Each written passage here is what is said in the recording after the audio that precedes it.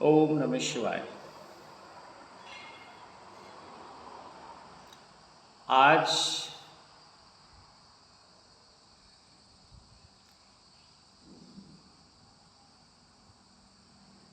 की जो बात करेंगे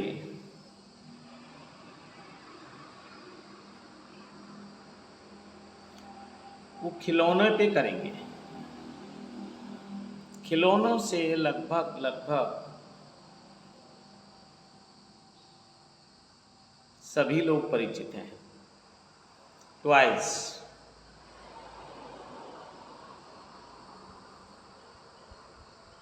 पूरे विश्व में सभी लोग टॉयज के बारे में बहुत अच्छे से जानते हैं। तो उसी टॉयज की, उसी खिलौने की आज बात करेंगे। और जो मैंने अनुभव किया, शायद कभी आपने भी ये अनुभव किया हो, और नहीं किया तो भविष्य में ज़रूर होगा, और नहीं होगा तो होना चाहिए।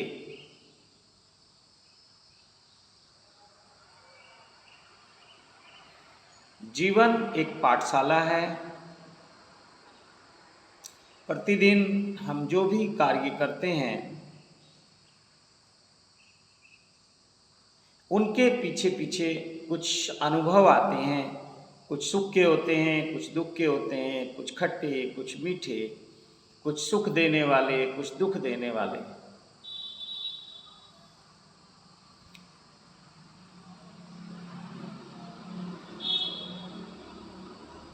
और वो जो अनुभव हैं वो हमें कहीं मैच्योर कर जाते हैं, परिपक्व कर जाते हैं।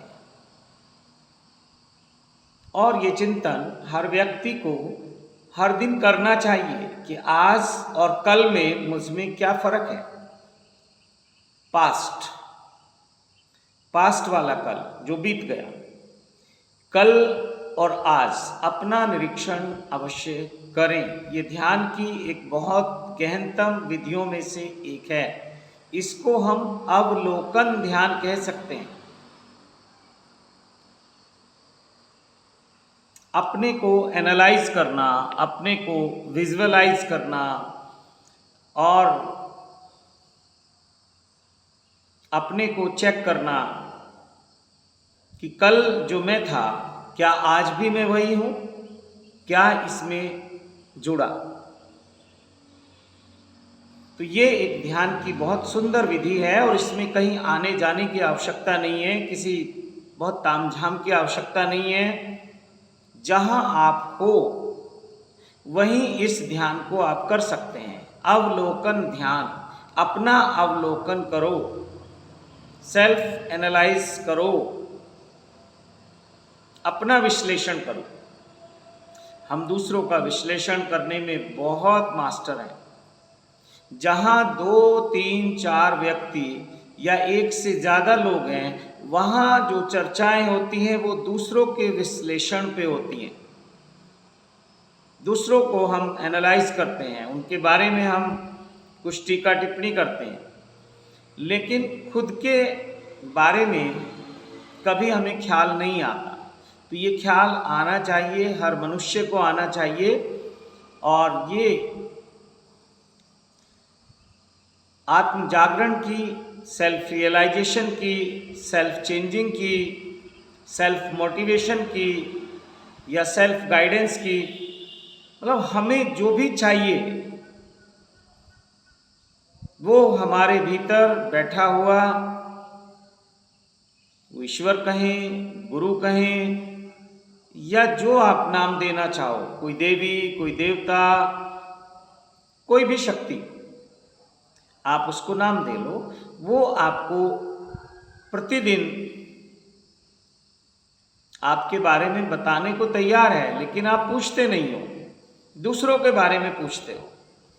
तो इस टेक्निक को करना शुरू करें। बहुत ही आसान ये टेक्निक है, बहुत आसान ये ध्यान है, और अपने गुरु के सानिध्य में करें तो बहुत सुंदर होगा। बहुत तेजी से आपकी ग्रोथ होती है। तो वापस आते हैं अपने टॉपिक पे, खिलौना, टॉयज।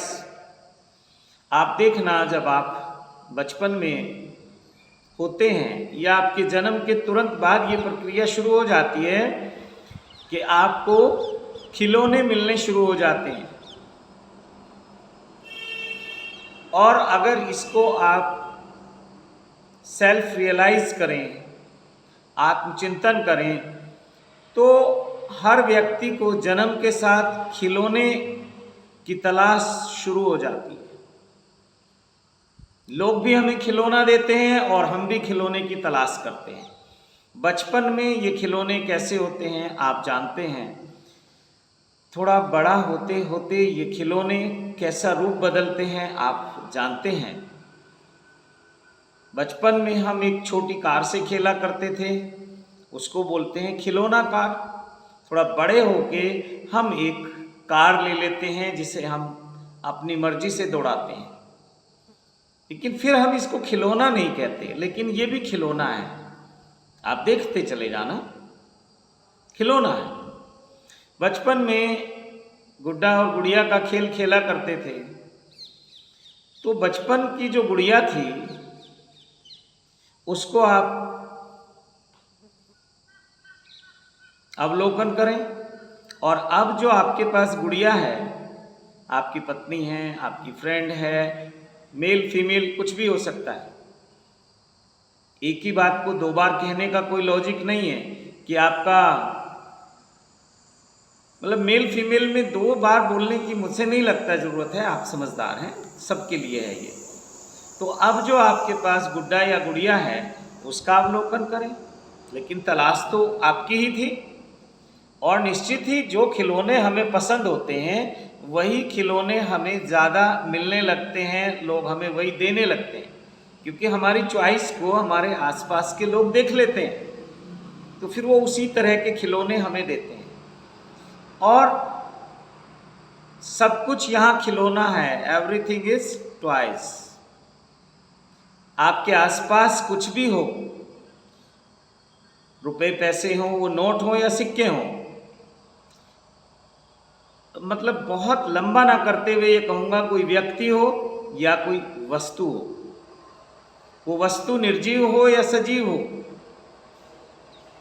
वो व्यक्ति आपके साथ फिजिकल लेवल पे हो, मेंटल लेवल पे हो, इमोशनल लेवल पे हो, फाइनेंशियल लेवल पे हो, स्पिरिचुअल लेवल पे हो, आप चेक करो, वो सब लोग आपको वही खिलौने देने लगते हैं जो आपको पसंद है।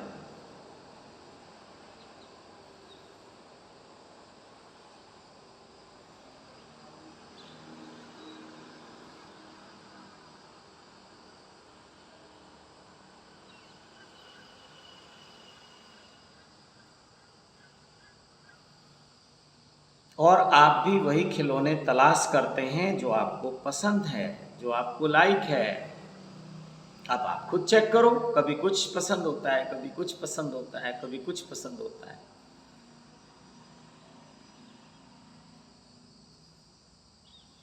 तो ये जो खिलौने का खेल है, जन्म से लेके और मृत्यु तक चलता है। जब आपके बच्चे, आपके ग्रैंडसन, ग्रैंडडॉटर अगर आपको एक छड़ी भी ला के दे रहे हैं तो वो आपके लिए खिलौना है, और वो जानते हैं कि अब आपको इस खिलौने की आवश्यकता है। और बच्चे कहते हैं कि हमें दादाजी ब्लेस करेंगे क्योंकि हम उनकी सेवा कर रहे हैं, तो ठीक है, लेकिन है सब खिलौना। आपको खुश करने के लिए सब कुछ यहाँ खिलौना है। लेकिन जब वो खिलौना मिल जाता है तो हम भूल ही जाते हैं कि ये खिलौना है। बहुत भाग्यशाली हैं वो लोग जिनके जीवन में सब खिलौने टूट जाते हैं। देखते हो, जब हम बचपन में थे तो खिलौना जब टूटता था तो कैसे रोते थे, और बड़े लोग कैसे हंसते हैं कि अरे कैसा नादान है, कैसा नासमझ है। फिर समझाते हैं, अरे बेटा ये तो खिलौना है, और ला देंगे, एक नहीं 10 ला देंगे, बस यही चलता है पूरे जीवन। लेकिन उस समय जो बच्चे की तड़फ है वो झूठी नहीं थी। खिलौना बेशक झूठा रहा हो, लेकिन उस समय वो बच्चा बहुत इनोसेंट था, शायद उसको झूठे और सच्चे में उस समय इतना फर्क करना नहीं आता था। और फिर तुरंत आप जिस खिलौने के लिए बच्चा रोता है तो उसको वहां से माइंड डाइवर्ट करके दूसरा खिलौना दे देते हैं। ये पूरे जीवन चलता है खेल। तो सौभाग्यशाली हैं वो लोग जिनके सब खिलौने टूट जाते हैं और सब साथी रूठ जाते हैं। जिस दिन व्यक्ति अकेला खड़ा होता है इस संसार में, उस दिन उसको सेल्फ रियलाइजेशन की फर्स्ट ग्लिम्स मिलनी शुरू हो जाती हैं। वो पहला दिन है अनुभव का। और जिनके जीवन में अभी तक ये अनुभव घटा नहीं, वो कितना भी भटकते रहें, कितनी भी उछल कूद करते रहें, कितना भी ध्यान करते रहें, कुछ होने वाला नहीं। ओशो जैसे महान व्यक्ति भी आपके लिए कुछ नहीं कर सकते। विवेकानंद जैसे महान व्यक्ति भी आपके लिए कुछ नहीं कर सकते।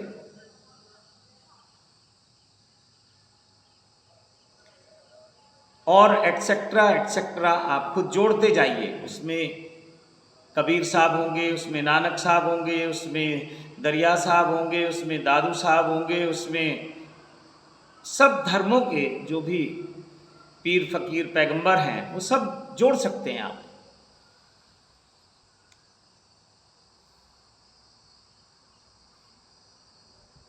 तो पहली जो झलक है वो उस दिन मिलती है जिस दिन आप अकेले खड़े हो इस संसार में। और अगर इस क्षण में किसी से दुश्मनी है तो फिर से वापस फेंक दिए जाओगे, और किसी से दोस्ती है तो फिर से वापस फेंक दिए जाओगे। वापस जब तक ये संसार पकेगा नहीं, जब तक आगे की घटना घटेगी नहीं, तब तक द्वार खुलेगा नहीं। खटखटाते रहो।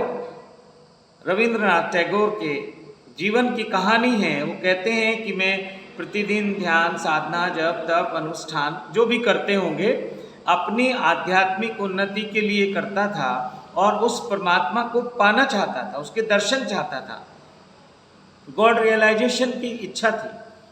और वो कहते हैं कि मैं प्रतिदिन दरवाजा खटखटाता था और एक दिन जब मुझे लगा कि दरवाजा खुल ही गया तो मैं वापस भाग आया और मुड़ के वहां कभी नहीं गया। बस ऐसी ही घटना है।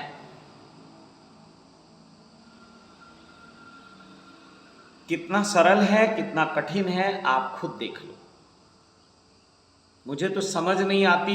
ओशो जैसे महान व्यक्ति बुद्धत्व को उपलब्ध होने के बाद ना जाने क्या क्या शब्द, थोड़ा अच्छा नहीं लगेगा आपको, लेकिन यही आ रहा है, मैं क्या करूं। ओशो जैसे महान व्यक्ति अपनी करुणावश, आपके साथ उनका प्रेम, उसके कारण ना जाने कैसी कैसी बकवास आपके साथ करके चले गए। क्योंकि जो वो कहना चाहते थे वो तो बहुत कम लोग समझने को तैयार थे। जो तुम चाहते थे वो बकवास उन्होंने की, बहुत सारी की, बहुत बड़ा रिस्क लिया।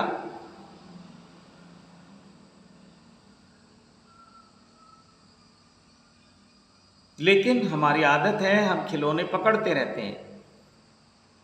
कभी शब्दों के खिलौने पकड़ लेते हैं, कभी विचारों के पकड़ लेते हैं, कभी तर्क के पकड़ लेते हैं, अलग अलग ढंग से। मतलब सब कुछ आप समझ लेना यहाँ खिलौना है। आपके विचार भी एक खिलौना है। अभी उन्होंने बाहर के जगत में साकार रूप नहीं लिया है। आंतरिक जगत में विचार अपने आप में कंप्लीट है, तो सब खिलौना है। तो ओशो जैसे महान व्यक्ति को भी पछतावा हुआ होगा लास्ट में, अवश्य।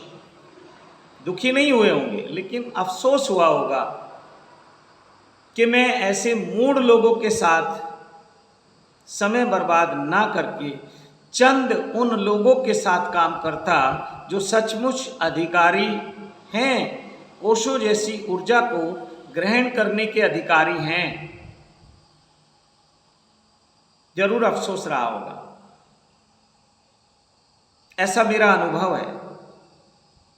तो जिस दिन आप इस संसार में अकेले हो जाओ,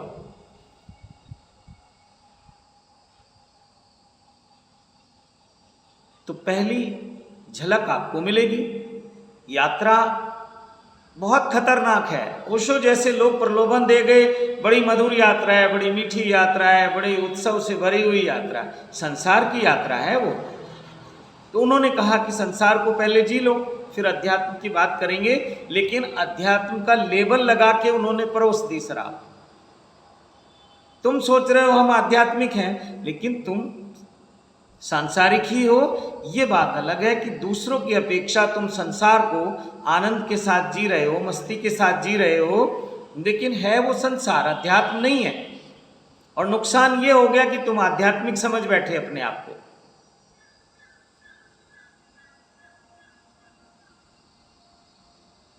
और ओशो को बार बार में इसलिए आ जाते हैं ओशो, कि ओशो से मैं बहुत प्रभावित हूं।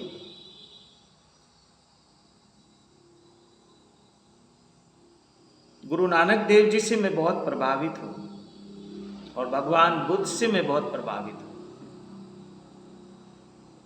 फिर भी इनमें भी अगर देखा जाए तो बुद्ध को छोड़ा जा सकता है, अगर दूसरे को भी छोड़ने की बात आए तो नानक देव जी को भी छोड़ा जा सकता है, पर ओशो छूट ही नहीं सकते।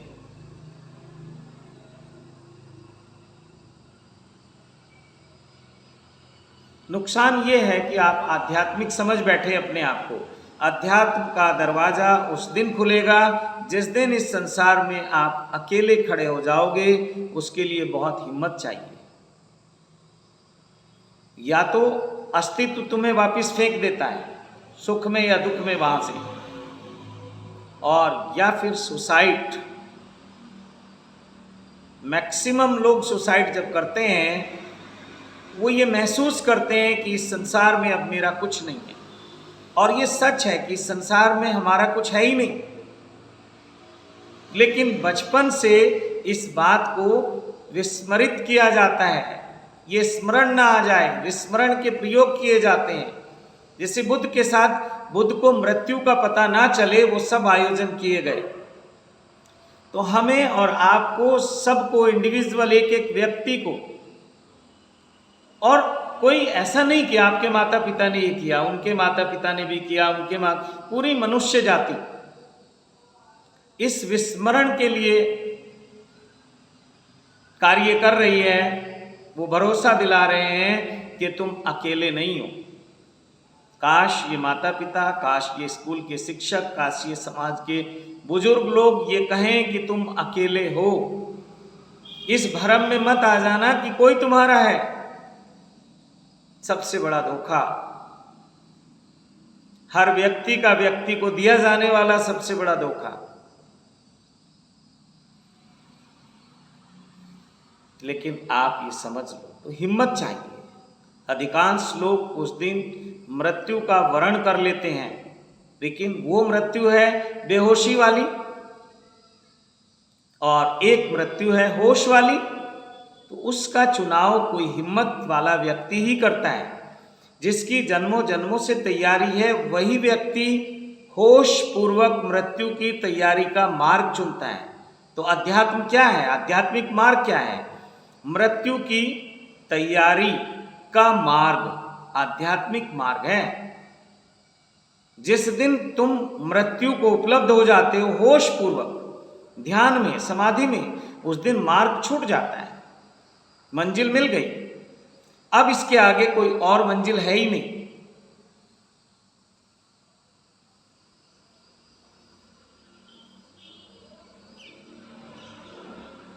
इतनी सी बात है बस।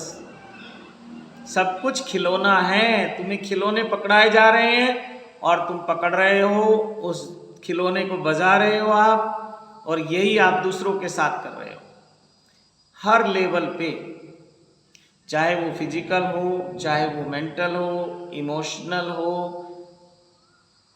स्पिरिचुअल हो, फाइनेंशियल हो, किसी भी तल पे कुछ भी एक दूसरे के साथ वाद विवाद, संवाद, अपवाद जो भी करते हैं, वो सब खिलौना देना है या उसके खिलौने को तोड़ देना है।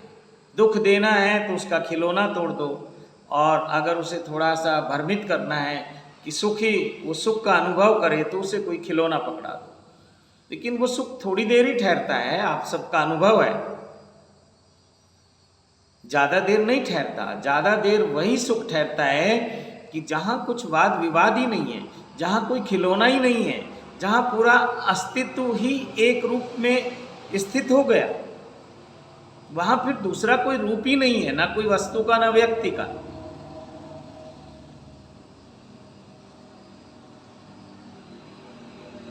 तो आप समझ जाओ। तो अब मैं आज सोच रहा हूँ कि जैसे एक अवलोकन ध्यान का आविष्कार हुआ आज के संवाद में, तो आज एक खिलौना ध्यान का भी आविष्कार हो गया। इसको नाम ही देंगे खिलौना ध्यान। तो खिलौनों से आप खेलो, लेकिन ध्यान पूर्वक खेलो, प्रेम पूर्वक खेलो, होश पूर्वक खेलो। तो ये खिलौने सहयोगी हैं वहां पहुंचने के लिए।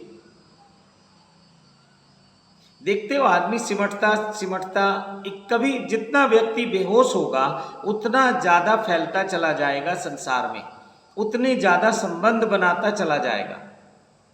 जैसे जैसे होश का जागरण होगा तो व्यक्ति सिमटना शुरू हो जाता है, और जो व्यर्थ के संबंध हैं, सब नकाबपोश जो उसके जीवन में हैं, सब झूठे जो रिश्ते हैं, धीरे धीरे धीरे धीरे धीरे धीरे उनको वो छोड़ने लगता है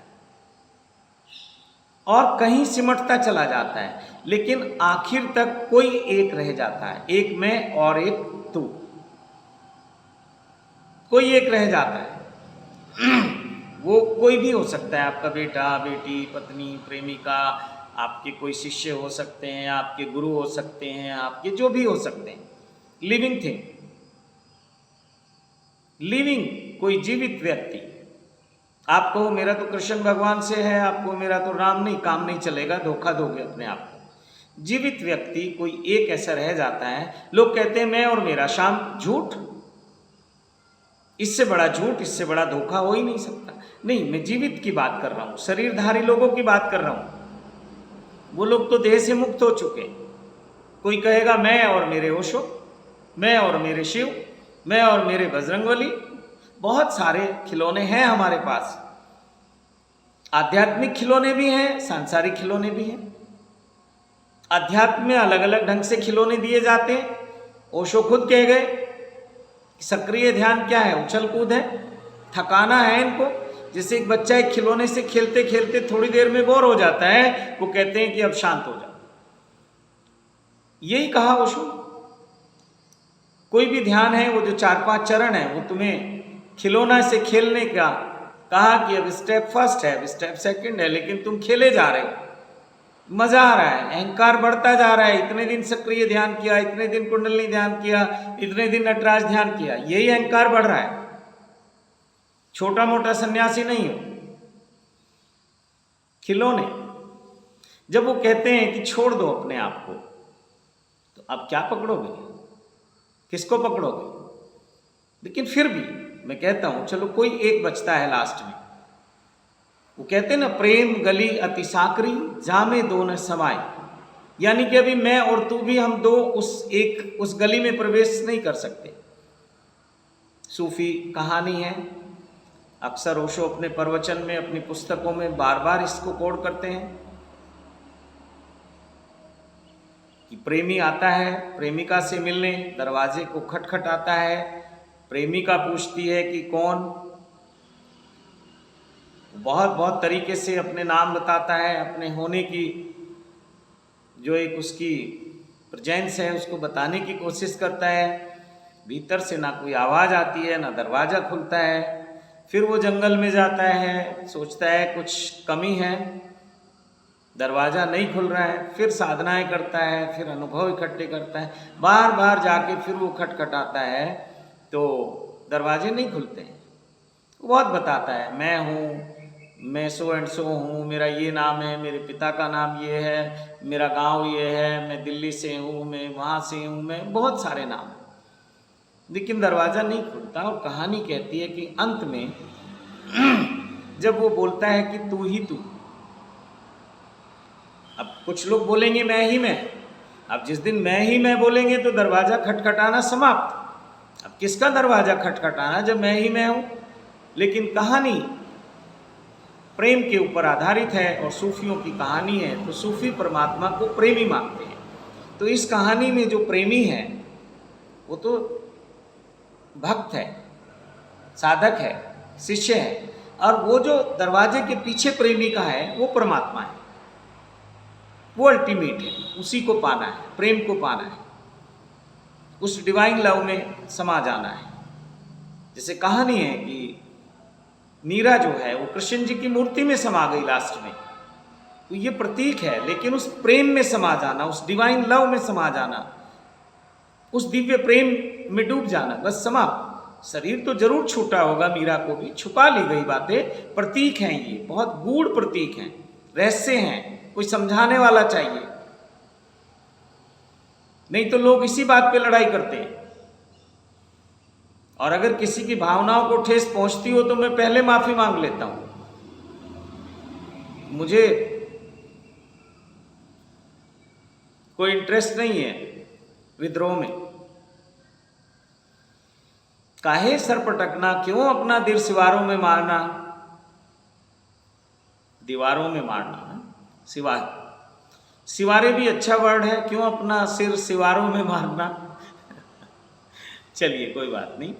तो आप समझिए कि उस दिन जब आप अकेले रह जाएं, लेकिन अकेले रहने से पहले आप दो रहेंगे।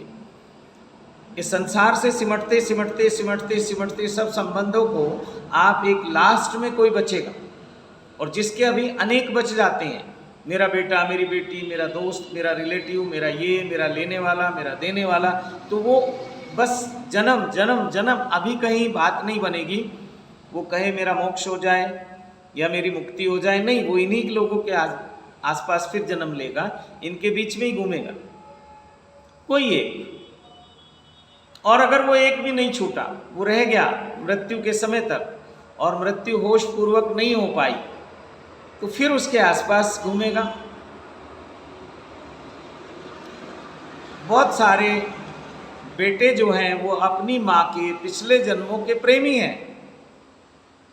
बहुत सारी माँ ये कहती हैं कि अगर आखिर में कोई एक बचाना हो तो मैं अपने बेटे को बचा लूँगी। ये कोई साधारण बात नहीं है। उस प्रेम की प्रकाष्ठा को आप कभी महसूस करना जो माँ अपने बेटे से या बेटी से करती है। तो ये वही डिवाइन लव है। पिता हो सकता है कैलकुलेशन में चले, पिता गुणा भाग करे, क्या कमाना है क्या नहीं कमाना है, कितनी पढ़ाई करनी है, कैसा पैकेज, बच्चों की इनकम पे ध्यान पिता रख सकता है, माँ नहीं रखती। और माँ अपने बच्चे के साथ हर हाल में खुशी है, महलों में भी खुश है और झोपड़ी में भी खुश है। आप देख लेना अपनी माँ को चेक करके, सॉरी गलत है ये शब्द, अनुभव देख लेना अपनी माँ का, और आपके साथ जो अनुभव है संबंधों का, आप उसको अनुभव कर लेना, वो है आपके पास अनुभव। तो जब वो एक भी छूट जाता है, जो आखिरी में एक बचा है, वो खिलौना भी टूट जाए, कारण कोई भी हो सकता है, शरीर में रहते रहते टूट जाए और या देह के चटक जाने से टूट जाए, तो ये वो बहुत बड़ा एक अनुभव है जीवन का जो किसी किसी को होता है। उस दिन परमात्मा अपने दरवाजे आपके लिए खोल देता है। वो तो धोखा है। ओशो ने कितना बड़ा धोखा दिया, क्योंकि उन्हें एक बहुत बड़ा संदेश देके जाना था, एक तरह का परिवर्तन के लिए ओशो आए थे। तुम सब उसमें हेल्पफुल रहे, ये तुम्हारा थैंक्स है। अपने को ज़्यादा अहंकार से भरने की ज़रूरत नहीं है कि तुम ओशो के साथ जुड़ गए या सन्यासी हो गए या माला टांग ली तो कोई इसमें स्पेशल हो तुम, नहीं। बड़े बड़े मूड लोग वहाँ रोज़ माला डाल रहे हैं। अब तो इतनी फ्रीडम है कि खुद ही उठाओ डाल लो, अभी दुकानों पे भी बिकने लगी ओशो की माला, तो वो भी आप डाल लो, अपनी मर्जी से अपना नाम भी रख लो। ओशो स्वतंत्रता के पक्षधर हैं, हर तरह से खुद को घोषित कर दो कि मैं बुद्ध हूं। बहुत बड़ी बड़ी मूर्ताएं ओशो जगत में चल रही हैं, आप अवलोकन करो, ऑब्जर्व करो और उनको एनालाइज करो। ओशो के नाम पे ओशो के करीबी लोग, होगा ऐसे ही होगा, कोई बात नहीं। तो वो जब जिस दिन आप अकेले खड़े हो जाओ इस संसार में, उस दिन दरवाजा खुलेगा। अब यहां से यात्रा शुरू होगी रोज होश पूर्वक मृत्यु की, जिसको आप ध्यान कहें, जिसको आप समाधि कहें, आप योग निद्रा कहें, आप ध्यान निद्रा कहें, आप जो मर्जी नाम देते चले जाएं। उस दिन यात्रा शुरू होगी। करो अपना अवलोकन, करो अपने आप को चेक, कहां खड़े हो आप, क्या तैयारी है आपकी। और संतों के पास जाना चाहिए तो देखना चाहिए कि हम कहाँ खड़े हैं और ये संत कहाँ खड़ा है। और आपका ओरा भी आप बताता है कि आप कौन से चक्र पे हैं, और संत का ओरा भी आपको बताएगा कि वो कौन से चक्र पे हैं। पूछो तो सही अपने भीतर बैठे हुए उस गुरु से। तुम्हारा गुरु कोई बाहर नहीं है, ना ओशो है, ना कोई कबीर है, ना कोई बुद्ध है, ना महावीर है, ना कोई और जितने संत परंपराएं हैं, कोई बाहर तुम्हारा गुरु ही नहीं है। तुम्हारा गुरु तुम्हारे भीतर बैठा है। और गुरु मंत्र बाहर से मिलता ही नहीं है, मैं तुम्हें बता दूं। ये तो एक खिलौना देना है कि लो अब इस मंत्र को जपो, अब जपा जप लो, अजपा जप लो, या स्टेप बाय स्टेप हम खिलौने बदलते हैं। लेकिन अल्टीमेट तो अंदर ही है सब कुछ। वो गुरु भी अंदर है, गोविंद भी अंदर है। तो जो अंदर जाने का मार्ग बताए वो आपका कल्याण मित्र है। और वरना तो गोरख धंधा है, आश्रमों के नाम पे, गुरुओं के नाम पे, संतों के नाम पे, धर्म के नाम पे, परंपराओं के नाम पे सब गोरख धंधा चल रहा है। कितना अच्छा आपको वहां खिलौना दिया जा रहा है, ये आप देखो। हैं खिलौने, कोई कीर्तन का खिलौना दे रहा है, कोई सक्रिय ध्यान, कोई डायनेमिक ध्यान, कोई कुंडलनी ध्यान, कोई नाद ब्रह्म ध्यान दे रहा है, कोई सुदर्शन क्रिया दे रहा है, कोई क्रिया योग की खिलौना दे रहा है, कोई कुछ कोई कुछ कोई कुछ।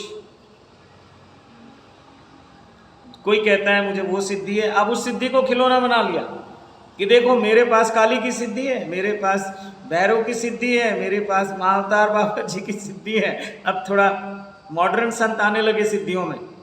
अब नीम करोली बाबा की बड़ी अच्छी मार्केटिंग हो रही है पिछले कुछ सालों से। उससे पहले ये जो तुम्हें खिलौना पकड़ाने वाले लोग हैं, साईं बाबा की कितनी मार्केटिंग हुई, याद होगा एक समय संतोषी माता की कितनी मार्केटिंग हुई। तो ये खिलौने हैं सब, पर शुभ है। तुम कहीं से तो शुरू करो। अध्यात्म के नाम पे दिए गए खिलौने भी शुभ हैं, कोई बुराई नहीं है। और सांसारिक खिलौनों में भी कोई बुराई नहीं है, लेकिन ये टूटेंगे, उस दिन दुखी मत होना। जिस दिन कोई खिलौना टूट जाए तो उस दिन रोना मत, दुखी मत होना, और अपने टूटने की तैयारी करते चले जाना। तुम्हें भी लोग खिलौने के जैसे ही लेते हैं, वो भी खेलते हैं तुमसे, जैसे तुम उनसे खेलते हो वो तुमसे खेलते हैं। तो अपने खिलौने को टूटते हुए देखते रहना, अपनी मृत्यु को देखते रहना, और ये संभव है ध्यान में और समाधि में जाकर। और ये द्वार खुलेगा उस दिन जिस क्षण तुम अकेले खड़े रह जाओगे। बड़े धोखे हैं यहाँ, संभल के चलना, बहुत धोखे हैं। फूल भी धोखा है और कांटे भी धोखा है। कोई सोचे मैं फूलों पे चल रहा हूं, ये भी एक खिलौना है। कोई कहे मैं कांटों पे चल रहा हूं, ये भी एक खिलौना है। तो आज की चर्चा को यहीं पूर्ण करते हैं। किसी की भावनाओं को ठेस लगी हो तो मुझे माफ करना। हंगामा करना मेरा मकसद नहीं है। ओम नमः शिवाय, ओम नमः शिवाय, ओम नमः शिवाय। खिलौना याद रखना। ओम नमः शिवाय।